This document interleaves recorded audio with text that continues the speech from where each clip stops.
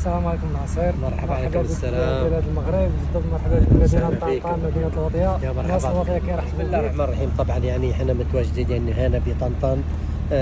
ما شاء الله يعني بلد منطقة جميلة جدا.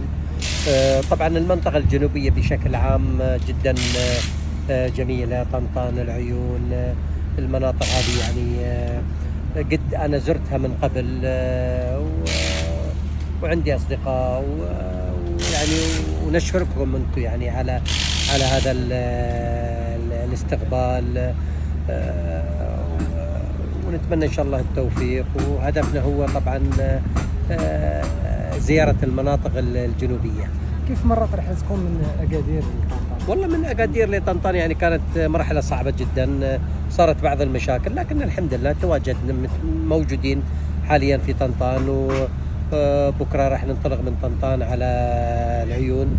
أيوة، ومن بعدها عندنا العيون، وثم راجعين من العيون على طنطان. آخر نقطة. آخر نقطة طبعا جايين على طنطان، ومن بعدها على محميد الغزلان. اي نعم.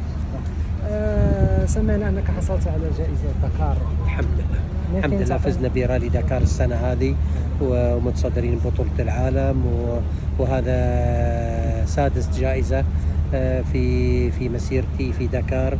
وطبعا يعني أنا أمثلكم وأمثل العرب، ونتمنى إن شاء الله التوفيق في والله الجاية. نحن فخورون بك جدا. شكرا، بيض الله وجهكم. أشكركم. كلمة أخيرة.